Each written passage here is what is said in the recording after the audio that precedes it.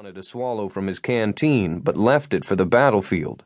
Low on stamina, he figured to keep himself fueled on aggravation. He changed out the magazine in his M4. Beside him, Doc, a marathon runner and a former Marine, catnapped. He and LB were the only PJs on the team in their 40s, Doc the only one gone bald. Back home in Vegas, he had 4 daughters and an ER nurse for a wife. Nothing outside his own house upset Doc. At Wally's radio call of 1 minute out, the two lowered their goggles and rose to their knee pads. Pedro II's gunner dropped his visor, spread his legs behind the starboard minigun, and latched onto the grips. At 100 feet altitude, the chopper leaned back on its cushion of air. LB and Doc unclipped their cow's tails, poised for a fast drop in the middle of a firefight. Doc shoved open the door just before the chopper set wheels down, tiptoe, light and quick. He leaped first into spirals of dust and stinging gravel. LB got close on his butt. The big HH-60 bounced back into the air. The second bird raced in behind her. They ran crouching to a squad of Royal Marines waving from behind the low cover of a stacked stone wall. LB and Doc joined 8 commandos with rifles on top of the wall. LB didn't know where to aim. The Brit leader was a slight but leathery lieutenant, gray-eyed above a blonde mustache, the same sandy color as his commando's camouflage. He seemed in control, and the Marines flanking him looked rugged. The fingers of the commando beside LB were flaky with dried blood. LB nudged him. "You okay?" "Yeah, no worries. Go get my mates." This was the battle LB and his team leaped into with every combat rescue. They brought calm to the frantic, order to the chaotic. They stood their training and their own courage beside the wounded and frightened, the isolated and the dying, and together they fought their way back to safety and life.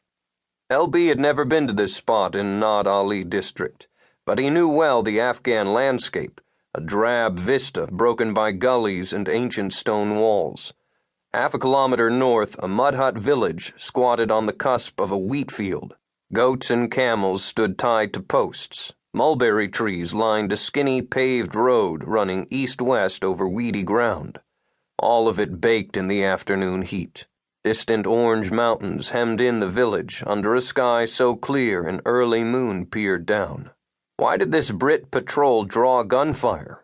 More than likely, some bad guys were operating out of the nearby village.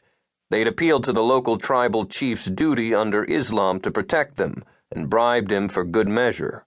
The tribesmen were just earning their pay, calling it religion.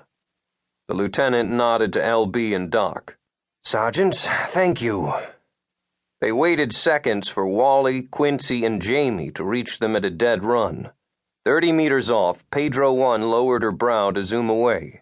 Quincy and Jamie exchanged hurried nods with the English commandos, then added their carbines over the wall. Wally arrived, skidding beside the Brit team commander. Wally pulled down his sunglasses, showing the crow's feet of 15 years in harsh climates. Green-eyed and steely, he let the lieutenant see the measure of confidence his commandos should have in the American guardian angels. "What do you got?"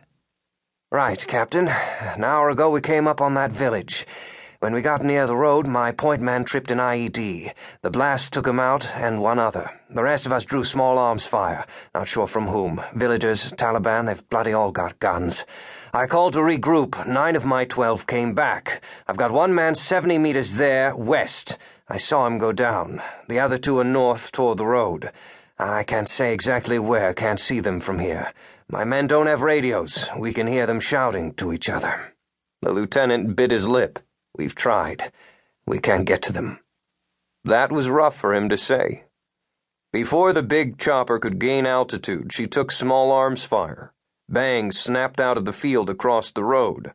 Kalashnikov rounds whisked above the wall, driving down the heads of the commandos and PJs. The HH-60 banked sharply away, blowing dust over the men hugging the wall. Grit clung to the sweat on LB's neck. Returning his weapon over the wall, he stared down his M4, swinging left and right.